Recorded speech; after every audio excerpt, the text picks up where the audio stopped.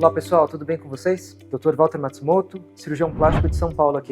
Hoje nós vamos falar sobre um tema muito importante e que tem sido cada vez mais comum na nossa clínica, o explante, ou seja, a retirada dos implantes mamários. Nessa semana nós recebemos duas pacientes que se decidiram retirar seus implantes e eu quero compartilhar essas histórias com vocês. Essas duas pacientes estavam na faixa dos 50 anos e haviam colocado seus implantes quando tinham pouco mais de 30 anos. A primeira paciente, após a menopausa, notou que seus seios aumentaram e ficaram mais flácidos. Com os implantes de 275 ml, as mamas se tornaram grandes demais e ela queria algo diferente para essa nova fase da vida. Ela queria seios menores e mais leves e uma maior liberdade para usar todos os tipos de roupas. A segunda paciente, que tinha implantes de 295 ml, também começou a achar as mamas muito grandes, pesadas e flácidas após a menopausa. Além disso, ela passou a sentir dor e um enrijecimento progressivo em uma das mamas, que são os sintomas da contratura capsular. A colocação de próteses mamárias ainda é uma das cirurgias mais realizadas não só na nossa clínica, mas também no Brasil e nos Estados Unidos. Mas os casos de explante também têm se tornado cada vez mais comuns. Segundo dados da Sociedade Americana de Cirurgiões Plásticos, em 2019, mais de 33 mil mulheres realizaram um explante. E esse número aumentou para mais de 37 mil mulheres em 2022, um aumento de 12% nesse período. Pessoal, eu reuni nessa parte do vídeo os principais motivos que levam as pacientes da nossa clínica a buscar o explante. E não necessariamente em ordem de importância, eles são, primeiro, contratura capsular ou ruptura do implante. Quando colocamos o implante mamário, o corpo produz uma cápsula fibrosa ao redor dele e isso é totalmente normal. Porém, com o tempo, essa cápsula pode se tornar mais espessa e rígida, que é a condição que nós chamamos de contratura capsular. Nos estágios iniciais, a contratura pode causar um incômodo leve, porém, nos estágios mais avançados, a mama pode ficar mais rígida, pode mudar a sua forma e a dor pode ser muito maior. Para tratar a contratura, é necessário trocar o implante ou retirá-lo e também tratar a cápsula da prótese. Além da contratura, se houver ruptura do implante, é preciso retirar esse implante ou trocá-lo. Os implantes modernos apresentam um gel mais coesivo do que os implantes antigos, ou seja, em caso de ruptura, o gel é mais estável e tem uma tendência menor de se espalhar. Isso não significa que não é necessário retirar ou trocar esse implante. Em caso de ruptura, o seu cirurgião vai avaliar, através de exames de imagem, se essa ruptura ainda está contida pela cápsula do implante, que é uma ruptura intracapsular, ou se o gel de silicone já extravasou para fora da cápsula, que é uma ruptura extracapsular. Esse fator é importante para decidir o quão rápida precisa ser a troca ou o explante. Segunda causa para explante: desejo de mudar esteticamente a mama. Muitas vezes a paciente coloca os implantes e, anos depois, passa por uma ou mais gestações, flutuações de peso e pela menopausa. Assim, é normal que a forma da mama mude após esse período. Os seios podem ficar mais flácidos e aumentar de volume. Há um acúmulo de gordura nas axilas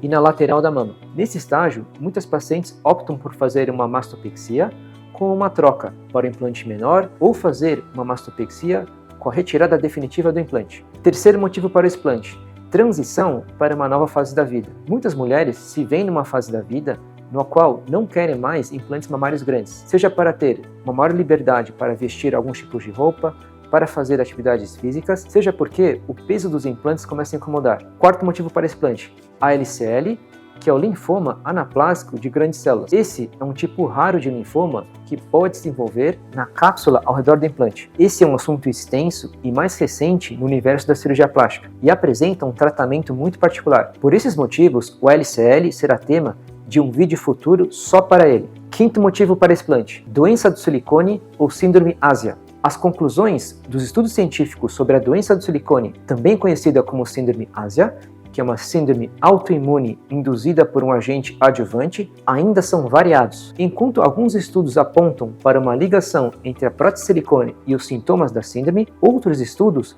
não conseguem encontrar uma ligação nem uma relação de causalidade entre silicone e sintomas. Uma das grandes dificuldades dos estudos é justamente definir essa doença. Isso ocorre por muitos motivos, entre eles a ausência de um exame que possa fazer o diagnóstico de certeza de doença de silicone, a grande variedade de sintomas apresentados e o fato de que os mesmos sintomas podem estar presentes em várias outras doenças. Atualmente, a doença do silicone é caracterizada por um conjunto de sintomas pouco específicos. Quando eu digo pouco específicos, não estou minimizando a importância ou a existência desses sintomas. Estou dizendo que são sintomas muito diferentes entre si e comumente encontrados em muitas outras doenças. Essa é uma das dificuldades de fazer o diagnóstico da doença. Pessoal, eu vou trazer para vocês alguns dados importantes de alguns dos estudos sobre o tema. Primeiro, um trabalho científico identificou 4 grupos de pessoas com maior chance de desenvolver a síndrome ASIA. São elas: primeiro, pessoas que já apresentaram alguma reação autoimune no passado,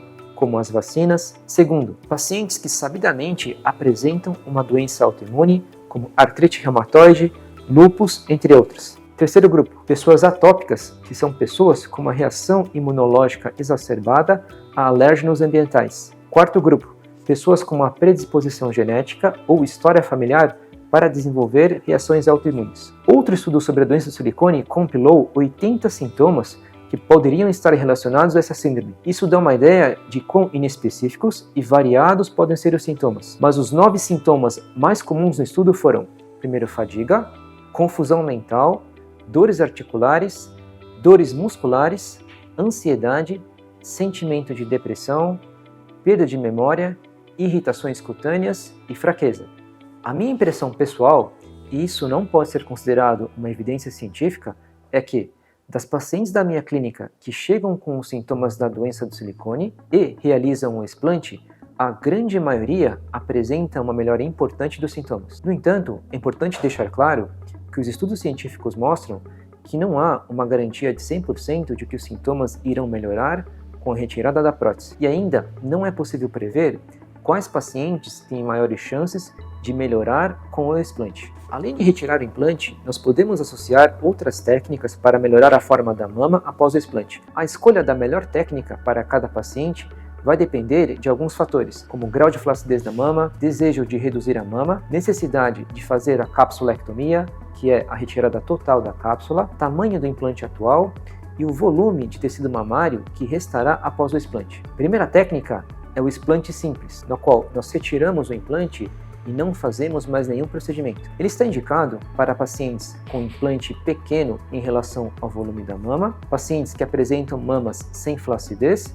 e que muitas vezes ficaram com o implante por pouco tempo. Nesse caso, há uma grande chance de retirar o implante sem que a mama caia e sem que a flacidez incomode a paciente. A segunda técnica é associar um enxerto de gordura ao explante. Se a paciente não tem flacidez e quer compensar parcialmente a perda de volume gerada pelo explante, nós podemos associar um enxerto de gordura. A gordura coletada de outra parte do corpo com uma cânula de lipoaspiração pode ser enxertada atrás do músculo peitoral, no interior do músculo peitoral e na própria camada de gordura da mama. É importante lembrar que, embora a lipoenxertia geralmente tenha um resultado muito bom, ela dificilmente vai conseguir compensar totalmente a perda de volume e de projeção causadas pela retirada do implante. A terceira técnica é a associação entre explante e mastopexia. Para pacientes que já apresentam uma flacidez maior da mama e que querem, além do explante, levantar a mama e até reduzir o seu volume, nós podemos fazer uma mastopexia na mesma cirurgia do explante. A quarta técnica é realizar uma mastopexia estruturada com lipoenxertia após o explante. Para pacientes com flacidez que querem compensar parcialmente a perda de volume do explante. Nessa técnica, além da mastopexia, nós podemos fazer uma lipoaspiração da gordura da axila e da lateral do tórax, o que vai dar um contorno ainda mais bonito para a mama. E essa mesma gordura, ou gordura coletada de outra parte do corpo, pode ser tratada para a lipoenxertia da mama. Essa é a técnica que eu tenho usado para a maioria das pacientes que optaram pelo explante. E é uma técnica que tem deixado as pacientes muito satisfeitas. Agora, em todos os casos de explante, independentemente se faremos a mastopexia ou não, precisamos decidir como tratar a cápsula do implante. Nesse tópico, os estudos também ainda são conflitantes. Alguns estudos têm apontado um benefício da capsulectomia, que é a retirada total da cápsula, nos casos em que a cápsula apresenta calcificação, quando essa cápsula está infiltrada pelo silicone após uma ruptura do implante, ou quando a paciente apresenta sintomas intensos da doença do silicone. Mas a capsulectomia também tem as suas desvantagens. Retirar a cápsula vai levar a uma perda adicional de volume da mama e que, Ao contrário da crença comum, esse volume não é desprezível. Além disso, ao retirar a cápsula, a mama pode perder maior suporte e ficar mais flácida. Por fim, principalmente quando o implante está posicionado no plano submuscular, ou seja, atrás do músculo, a retirada total da cápsula aumenta o risco de sangramento e até de pneumotórax. Falando em implante submuscular, há alguma diferença técnica para fazer o explante se a prótese estiver posicionada na frente ou atrás do músculo? E a resposta é sim. Pessoalmente, eu vejo dois detalhes quando o implante a ser retirado está posicionado atrás do músculo. Quando o músculo peitoral maior é utilizado para cobrir o implante, ele se torna mais fino com o passar do tempo. Assim, na cirurgia do explante, nós praticamente não conseguimos colocar um enxerto de gordura dentro do músculo ou atrás dele. Deste modo, o volume de enxerto de gordura que nós conseguimos colocar numa mastopexia com explante é menor quando o implante está atrás do músculo. Segundo detalhe, como eu falei antes, fazer a retirada da cápsula, que é a capsulectomia, quando o implante está submuscular é mais difícil. Nessa situação, a parte posterior da cápsula, a parte de trás, está aderida às costelas e aos músculos intercostais, e a capsulectomia pode provocar um sangramento maior ou até pneumotórax. Pessoal, antes de terminar o vídeo, quero deixar para vocês 6 pontos-chave sobre os implantes e sobre o explante. Primeiro ponto-chave: os implantes de silicone são seguros, e isso é testado por centenas de estudos sobre o assunto ao longo dos últimos 40 anos. Segundo, atualmente, alguns efeitos estéticos desejados pelas pacientes, como aumento grande de volume, projeção e forma arredondada das mamas, só são atingidos pelos implantes. Além disso, um detalhe muito importante: para boa parte das pacientes com câncer de mama, os implantes são a melhor opção de reconstrução. Terceiro ponto-chave: os implantes atuais não têm uma data de validade pré-definida. Desde que o implante não tenha sofrido um recall, se você não desenvolver contratura capsular nem ruptura, não há a necessidade de trocar o implante se não quiser. Quarto ponto-chave: se você estiver pensando em colocar um implante pela primeira vez, não exagere no tamanho. Temos visto um número cada vez maior de pacientes que se arrependeram de colocar o implante grande demais e, pouco tempo após a cirurgia, optam por reduzir o tamanho. Quinto ponto: para a grande maioria dos pacientes, é possível conseguir um bom resultado com o explante associado a uma mastopexia estruturada com lipoenxertia. Sexto ponto-chave: se você suspeitar que está com algum sintoma da doença do silicone, procure o seu cirurgião, e o cirurgião possivelmente também indicará um médico reumatologista de confiança. Na maioria das vezes, o reumatologista não poderá te dar certeza de que você desenvolveu a doença do silicone, mas ele poderá excluir outras causas que possam causar os mesmos sintomas. E isso pode ajudar na decisão de se fazer o explante e no tratamento desses sintomas. Pessoal, eu quero deixar uma mensagem de conforto para todos vocês. Os implantes de silicone são seguros e podem ser uma ótima escolha para melhorar a autoestima e a qualidade de vida em determinadas fases da sua vida. Se em algum momento você decidir que é hora de retirar os implantes, também está tudo bem. O explante pode ser feito com segurança e com ótimos resultados. O mais importante é que cada decisão seja bem pensada e realizada com o apoio de um cirurgião de confiança. Assim, você pode ficar tranquila e viver a sua vida feliz, independentemente da escolha. Espero que esse vídeo tenha sido útil para vocês. Se tiverem alguma dúvida, deixem nos comentários ou entre em contato com a nossa clínica. Não se esqueçam de curtir o vídeo, se inscrever no canal e ativar o sininho para receber notificações dos próximos vídeos. Até a próxima!